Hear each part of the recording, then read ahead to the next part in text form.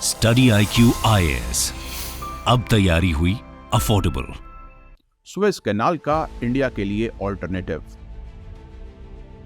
In the Suez Canal. In the Suez Canal. In the Suez Canal. Side of the Suez Canal. In the Suez Canal. And narrow Suez Canal. International north south transport corridor यानी कि INSTC Suez canal का alternative और पाकिस्तान को bypass करते हुए India के लिए central Asia and Europe का गेटवे।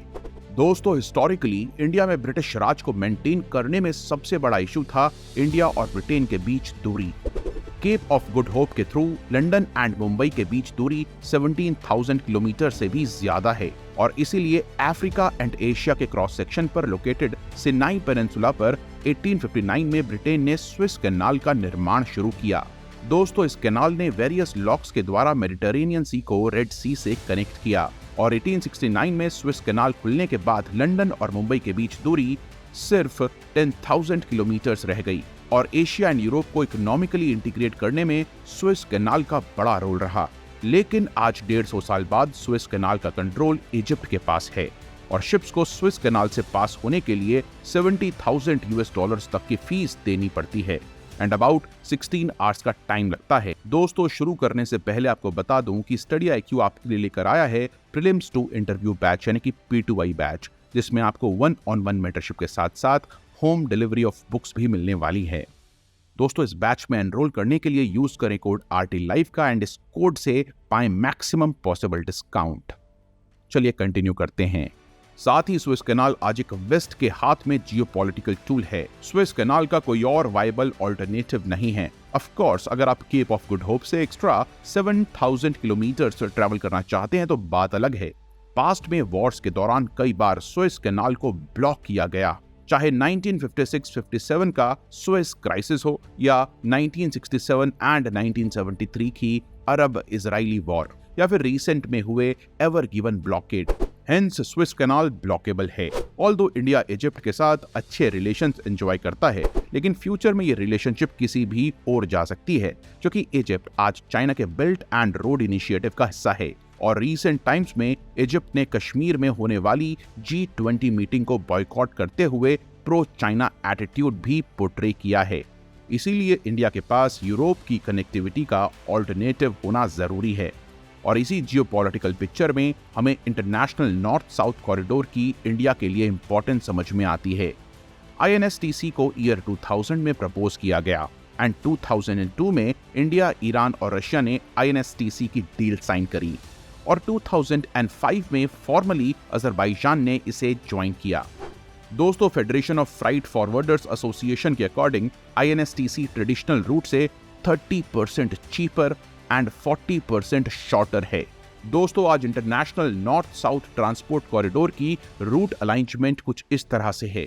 मुंबई पोर्ट और ईरान का बंदर अब्बास पोर्ट सी रूट के थ्रू कनेक्टेड हैं एंड बंदर अब्बास से रोड एंड रेल नेटवर्क के थ्रू ईरान के कैस्पियन सी कोस्ट पर लोकेटेड अस्तारा पोर्ट, जहां से डायरेक्ट कैस्पियन सी के थ्रू रशिया के अस्त्रखन पोर्ट और अस्त्रखन से रेल एंड रोड नेटवर्क के थ्रू मॉस्को पहुंचा जा सकता है। साथ ही दोस्तों, ऑल्टरनेटिवली ईरान के अस्त्रा से अजरबैजान के थ्रू रेलवे लाइन से मॉस्को को कनेक्ट करने का भी प्रपोजल है। हेंस INSTC ईस्ट यूरोप के साथ साथ इंडिया को हाइड्रोकार्बन रिच सेंट्रल एशिया का भी एक्सेस प्रोवाइड करता है, जो हमारी एनर्जी के लिए मिडिल ईस्ट पर डिपेंडेंस को भी कम करने की पोटेंशियल रखता है।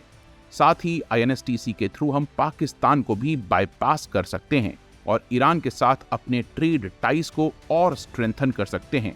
साथ ही इंडिया ने ईरान के चाबहार पोर्ट में भी इन्वेस्ट किया हुआ है और ये पोर्ट फ्यूचर में INSTC की एक मेजर नोड बन सकता है और स्ट्रेट ऑफ हॉर्मूज जैसे चोक पॉइंट्स को भी बाईपास करने में हमारी मदद कर सकता है। इसके अलावा चाइना के बेल्ट एंड रोड इनिशिएटिव के under China Pakistan economic corridor को भी ये काउंटर बैलेंस करने में हमारी मदद करता है। दोस्तों, इंडिया के साथ साथ ईरान एंड रशिया के लिए भी ये प्रोजेक्ट क्रिटिकल है।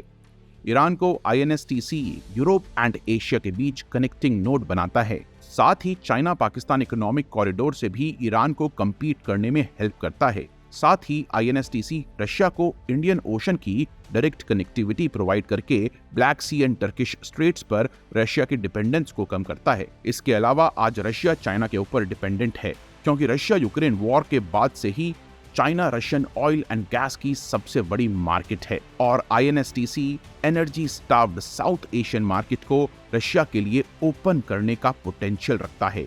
और तो और दोस्तों, INSTC रशिया को बेटर तरीके से सेंट्रल एशिया से कनेक्ट करता है, जो रशिया की सेंट्रल एशिया पर डोमिनेंस मेंटेन करने में हेल्प कर सकता है।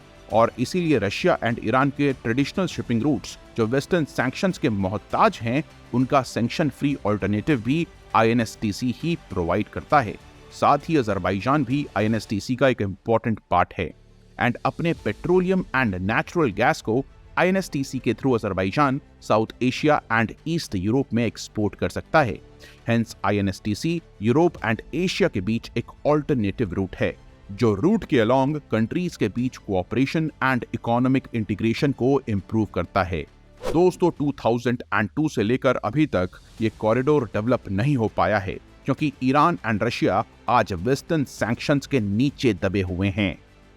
2015 में साइन हुआ ईरान और वेस्ट के बीच न्यूक्लियर एग्रीमेंट ने INSTC के लिए एक उम्मीद जगाई थी, लेकिन ट्रंप एडमिनिस्ट्रेशन के अंडर इस एग्रीमेंट को 2018 में अबेंडन कर दिया गया, जिसके बाद ये उम्मीद खत्म हो गई। साथ ही चल रही रशिया यूक्रेन वॉर की वजह से रशिया वेस्ट के सैंक्शन से त्रस्त है एंड सैंक्शंस ही INSTC की इंप्लीमेंटेशन में सबसे बड़ी बाधा हैं। साथ ही दोस्तों, इस प्रोजेक्ट के कॉम्प्लेक्स डायनामिक्स को देखते हुए जरूरी है कि इंडिया अपने relations US, Russia and Iran के साथ बैलेंस करते हुए आगे बढ़े, जिसके लिए हमें डिप्लोमैटिक स्किल्स के साथ साथ बड़ी इन्वेस्टमेंट्स की भी जरूरत है। तो दोस्तों, कमेंट्स में हमें जरूर बताएं कि क्या फ्यूचर में ये कॉरिडोर आपको बनते हुए नजर आ रहा है या नहीं। स्टडी IQ IAS अब तैयार